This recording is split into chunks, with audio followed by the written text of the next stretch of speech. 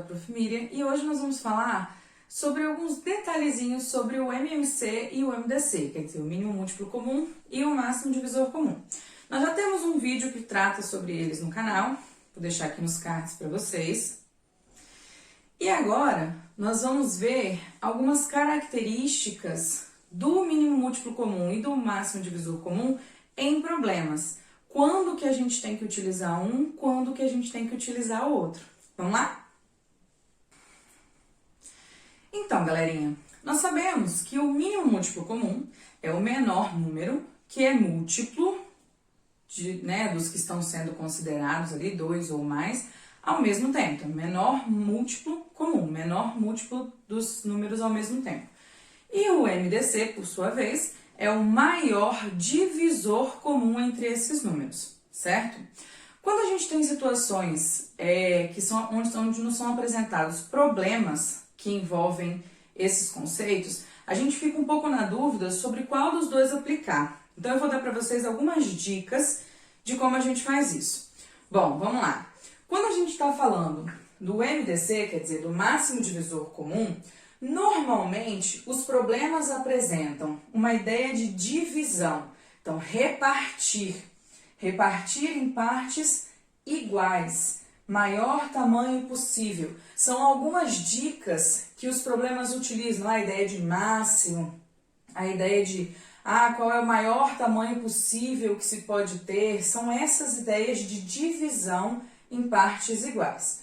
Quando o problema ele trata do MMC, do mínimo múltiplo comum, em contrapartida, as ideias que ele me dá são ideias relacionadas à periodicidade, ideia de tempo, coincidência, quando que isso vai acontecer igual de novo, os dois ao mesmo tempo, quando que vai acontecer novamente. Então, são mais ou menos nessas ideias que a gente vai aplicar MDC e MMC.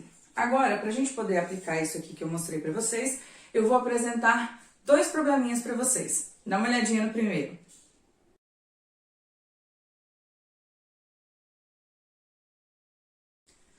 No nosso primeiro problema, nós temos uma situação onde a professora levou os alunos ao pátio para fazer uma dinâmica e do total de alunos nós tínhamos 532 alunos que eram meninas e 456 que eram meninos. O problema diz que a professora pediu para que eles se dividissem em grupos na maior quantidade de grupos possíveis e que esses grupos tivessem a mesma quantidade de integrantes e mesma quantidade de meninos e meninas, certo? Então, olha aí quais são as palavrinhas que foram utilizadas nesse problema. A maior quantidade de grupos possíveis, dividir em quantidade de integrantes iguais, tem que ter a mesma quantidade de pessoas dentro de um grupo. Então, essas características, de acordo com aquilo que eu acabei de mostrar para vocês, ela nos leva a entender que esse problema é um problema de máximo divisor comum. Quer dizer, eu quero a maior quantidade de grupos possíveis com a mesma quantidade de integrantes dentro deles. Então, nós vamos resolver.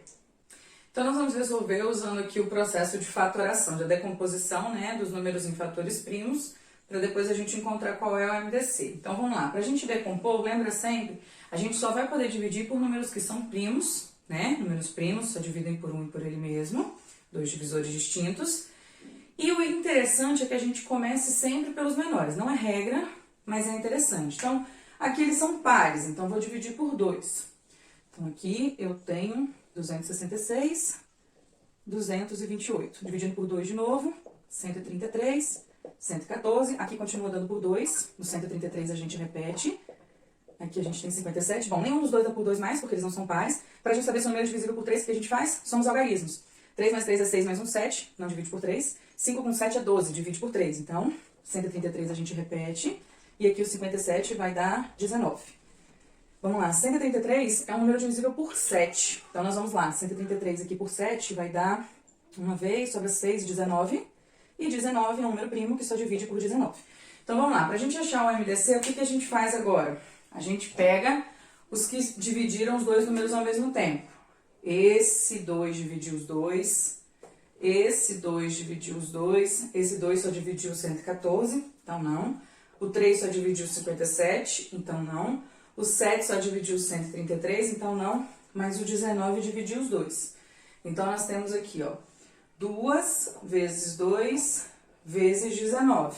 Quer dizer, eu tenho 4 vezes 19, que dá 76.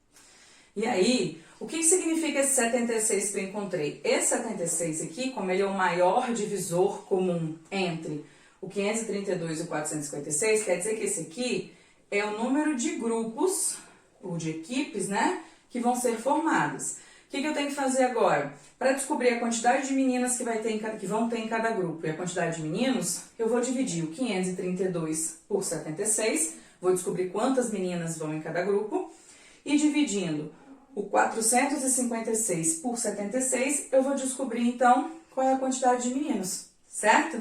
Então, eu não vou terminar aqui, porque o nosso objetivo é saber quando a gente utiliza o MDC. Então, são nessas situações de divisão em partes iguais, a gente quer achar o maior divisor possível. Veja aí agora o nosso segundo probleminha.